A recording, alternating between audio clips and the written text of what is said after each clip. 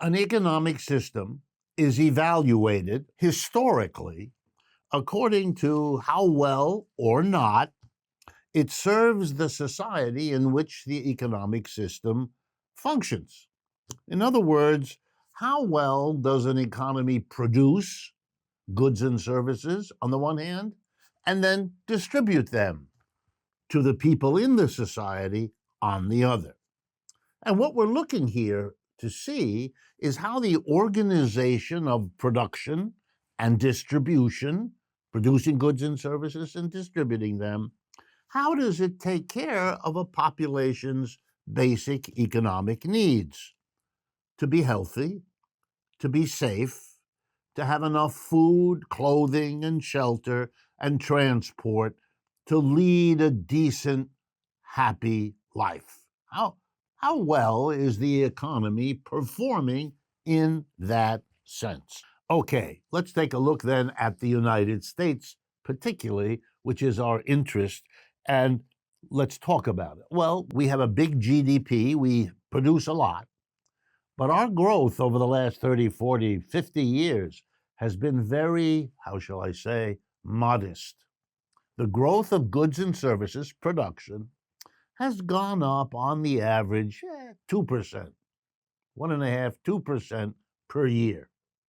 Now compare that with the People's Republic of China. It's been going up 6 to 9% a year. That's why China has become the great other of the United States, economically speaking, right now. And many other countries fall in various places between the absolutely remarkable economic growth of GDP in China relative to the, how shall I say, modest growth here in the United States. Distribution, there is a dramatic change. Before 1970, the United States was less unequal than most of the countries of Europe. That is, we distributed goods and services less unequally. We didn't give a huge share of our output to a tiny minority at the top, the way most European countries did. That was back in 1970. Today, all of that is different. We have outrun Europe. We are now the most unequally distributed advanced capitalist country compared to the Europeans. We have, for most of the last half century, distributed the overwhelming bulk of output growth to a tiny fraction of our people, which is why we have mega billionaires, 1,000 of them, of people in this country who are now, or nearly 1,000 billionaires, some with hundreds of billions of dollars. And how has a society with modest economic production and really awful unequal distribution, how has it done on that measuring rod I mentioned about public health, safety, food, clothing, shelter, and so forth? Well, the record of the United States is not good. There's no other way to describe it. We were, as a society, unprepared for the COVID-19 pandemic.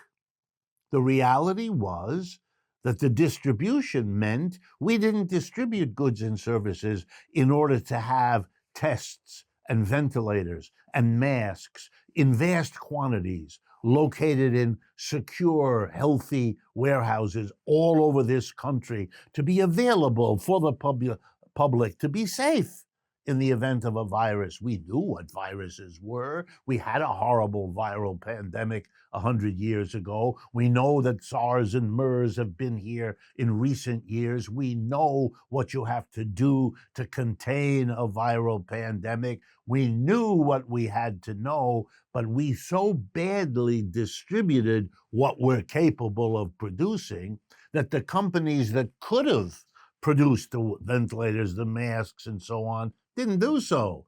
They went and did something they found to be more profitable. We didn't manage our health and safety really well. The record of the United States, measured, for example, in COVID deaths, is one of the worst in the world. A rich country produces a lot, but this is not a successful economic system. We then had a depression in 2020 and 2021. More than half of the labor force in this country was unemployed, some for only a few weeks, some for the whole time. But half or more of your working class, of your labor force, unemployed is an economic disaster we are not yet near feeling all the effects of. That's not a successful performance either. And now the last one, affecting us now. After 2 years of a horrible pandemic and a horrible depression, we are slapped in the face as a people with an inflation running out of control, costing all of us. It's too much, but it's most importantly a sign of a system that isn't doing well.